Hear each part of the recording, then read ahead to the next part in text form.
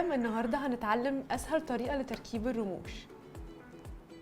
كل اللي محتاجاه لزق رموش. انا بستخدم جلومي من بينكي جوت، من احلى اللزق اللي موجود، في ثانيه بينشف وبيقعد طول اليوم. والحلو اللي فيه كمان ان هو لونه غامق، مش هحتاج ان انا ازود عليه ايلاينر لو لونه ابيض او جراي، هو بينشف بيبقى اسود تماما. الرموش عندي نوعين، عندي أردال وعندي فيت اوف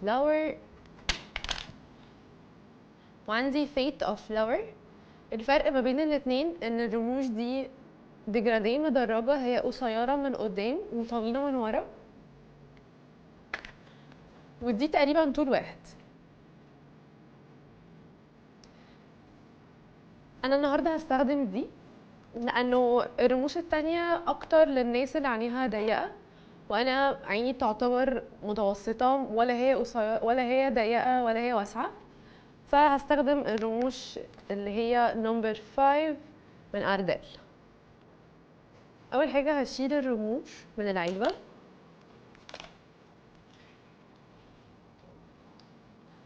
هضغط حاجه بسيطه جدا على اللزق، وهبدأ امشي على طرف الرموش من فوق لغاية الاخر.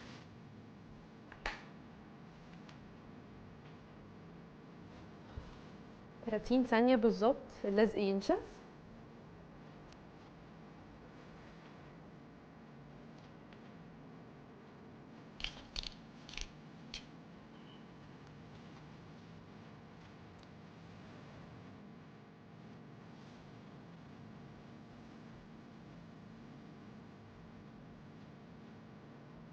لان انا لو حطيت اللزق وحطيته على طول على الرموش بتاعتي مش هيلزق، لازم اديله تقريبا 30 ثانية ينشف شوية وبعدين الزقه على عينيا.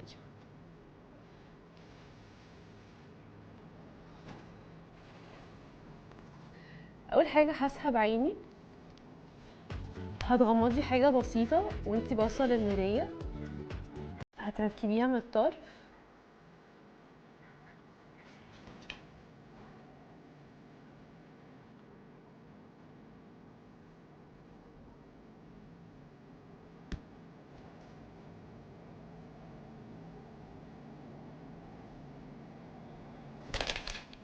وبعدين تلزقي الطرف التاني،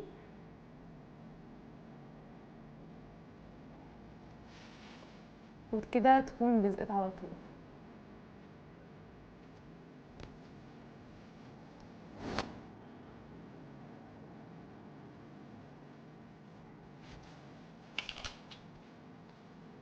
الرمش التاني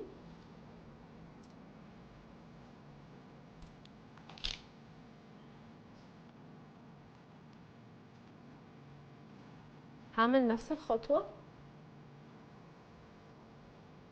هتمشي حاجة بسيطة على كل الرمش من فوق، –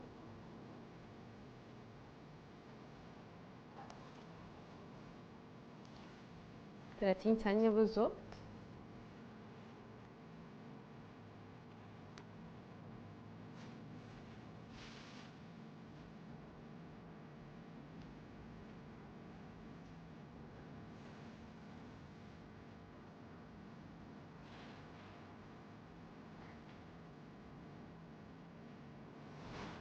تسحبي طرف العين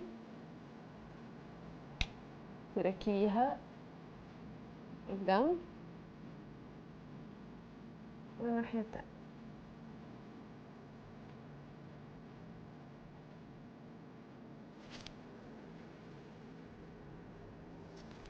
كده نكون ركبنا الرموش، ولوك اللي بالليل يكون خلص.